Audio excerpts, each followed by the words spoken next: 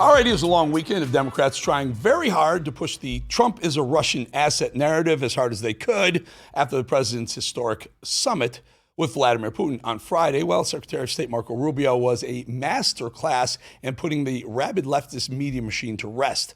Exhibit A, CBS's Margaret Brennan, claiming that the president is intent on bullying Zelensky into making a bad deal. Watch. This is such a stupid media narrative that they're coming here tomorrow because Trump is going to bully Zelensky into a bad deal. We've been working with these people for weeks on this stuff. They're coming here tomorrow because they chose to come here tomorrow. We invited them to come. We invited them to come. The president invited them to come. Unbelievable. Because Margaret Brennan is trying to say that there's some sort of deal, like Trump was catering or kissing up to Putin. That's insane. Marco Rubio just said, and she also said, how come all the NATO leaders were coming? It was to bully Trump on support for Zelensky today. And Rubio's like, no, you're wrong. We're working with the NATO leaders. He's not, we are. Not Zelensky, we are. Exhibit B of the Rubio Sunday morning show. Take down Martha Raddatz over at ABC. The red carpet, the warm handshake, that President Trump simply lost that Putin gained there just by being on the world stage and walking down a red carpet with the president. Your reaction to that? Well, I mean, critics of President Trump are always going to find something to criticize. You don't even pay attention to it anymore. But I will tell you this, Putin is already on the world stage. You're not going to end a war between Russia and Ukraine without dealing with Putin. That's just common sense. I shouldn't even have to say it.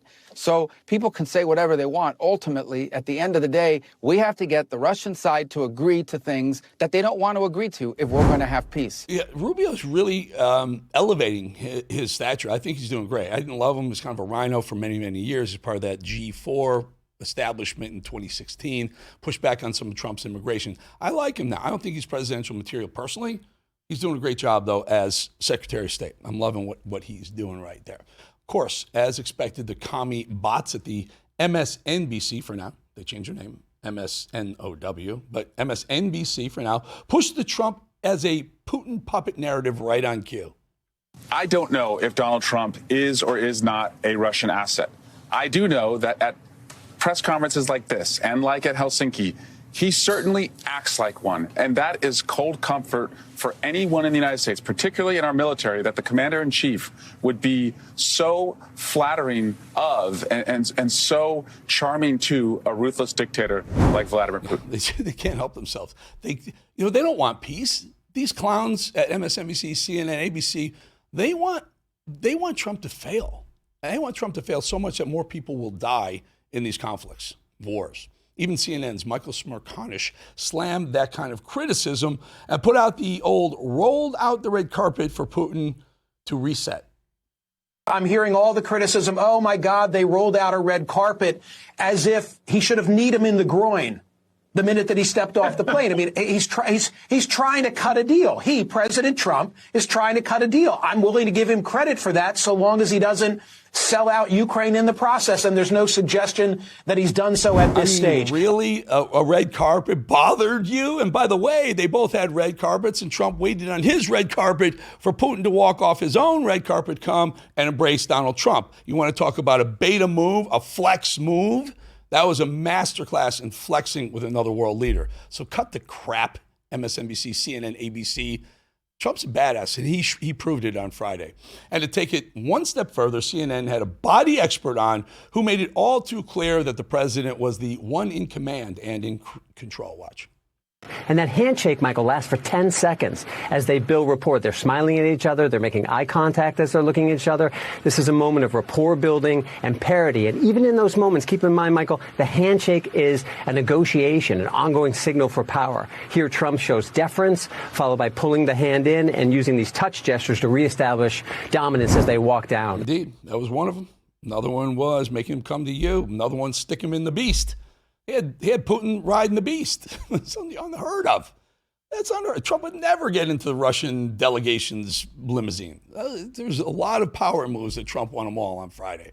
This video of the treasonous James Comey is so cringy that people are convinced it was an AI. It was fake. Well, hint, it's real. I'll spare you all of the full 5 minutes of James Comey's confessions of being a Swiftie, Taylor Swift Swiftie, in the face of Trump's presidency, but watch.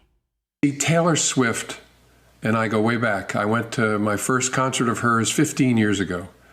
I've been to a second, and I have helped financially support the attendance of a lot of family members at others. I'm in a family's Swiftie group chat. I know all her music, and I listen to it in my headphones when I cut the grass. Thank you, Taylor Swift. Keep the faith.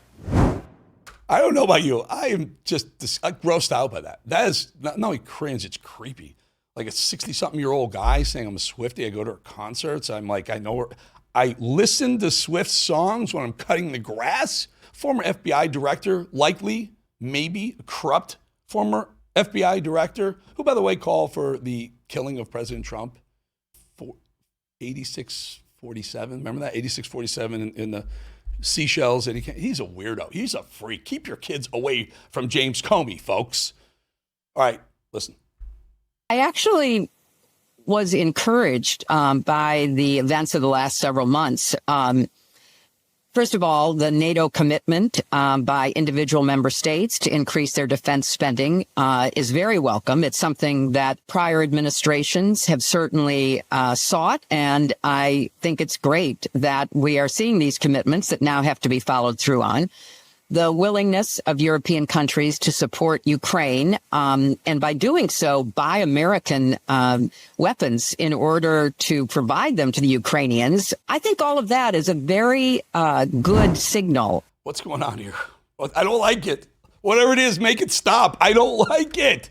Is this someone seeking a pardon for Russiagate? What's with all of the praise for the president's foreign policy? I just don't want Hillary on our side or agreeing with us at all. I don't know about you. I just feel really weird having Hillary, trying to agree with Hillary or having her say anything. By the way, Jessica Tarloff is sitting there with her. I'll reserve judgment. Tell the other woman Donald Trump beat to the White House, Kamala Harris, to come out of the woodwork and explain redistricting to us. Remember, millions of Americans actually thought this person was ready and capable of being the leader of the free world. Watch. I think what they're doing is they're cheating. I think they're cheating. They want to change the current system to make it bend toward the outcome they want. And so, if you believe the public reporting, they get a call that says, hey, redo your lines, even though the fallout is going to include exactly what you said, which is, taking the franchise, the vote, away from specific communities. And in the case of Texas, Latino and Black voters. Attorney General of California has no idea what redistricting is or why they do it or when they do it or how they're allowed to do it, or that California, Illinois, and New York have been doing it all along to the tune of ridiculously biased Democrat representation in all three of those wildly liberal states. Again, there are 9 Republican out of 52 representatives in California. And in California, Democrats represent about 60% of the population. 60%. That means 40% are not Democrat. Yet only about 10 or 11% for those people who are not Democrats, representation in California. It can't get much worse, folks. Is there anything more amazing than watching the likes of CNN being forced to admit that President Trump's ratings are on the up, and away? Well, there's one thing. Watching them admit that the Democrat Party is squarely in the poop tube. The reasons why there is no front runner, nobody wants to put anybody up at the top of their ballot list, is because at this particular point, the Democratic brand is in the basement. It is total and complete garbage in the mind of the American public. The Democratic Party's net favorable rating, record lows in all three. Wall Street Journal, 30 points underwater. CNN, 26 points underwater. Gallup, 26 points underwater. And that is being driven in large part by discontent within the Democratic base. The Democratic base wants something different. We'll ultimately end up seeing who they choose. It'll be quite the thing who ultimately gets the rose. Yes, sir. Yeah, okay. Well, we know Democrat Party, and they don't have anyone. They keep doubling down. They want more crime in D.C., right? They're pushing back against Trump cleaning up Washington, D.C. They want to keep illegals here. They want to give California is giving illegals commercial driver's license who are going out killing people in other states, in Florida. These Democrat policies suck.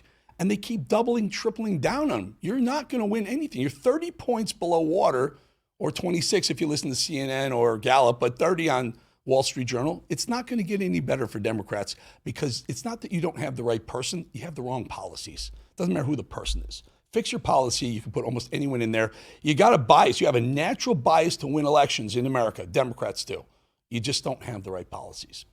So the Democrats somehow still think they can bring their way back, their approval rating back up from the basement, as CNN puts it, is to fully embrace a known socialist somehow to be their new face of their party, this guy. That's it. That's the ticket for Democrats these next couple cycles. No doubt about it. Affordability is not even an issue in the Gilded Age. And those that are part of a part of the gilded class. Yeah. The fact that Mandani has been able to raise that and win a primary against some very experienced politicians, a former governor and all, shows that it resonates. I'm still blown away that Reverend Al Sharpton is still on television. Keep it up, folks. Keep having that guy represent your party. All right. Before we go to break, I just want to remind you something big is coming up. Also, voicemails are flooding in. Several hundred on Friday. I'm still working through a lot of them. We're trying to get through a bunch of them. But The Edge is coming up. Here's a little teaser. After baseball, I came here. Wall Street. Every second, pressure. Every decision, a bet. Some guys wrote, some ran. I didn't. Pressure's not the enemy. Weakness is. You either rise through the fire or get left in the ashes. That is The Edge.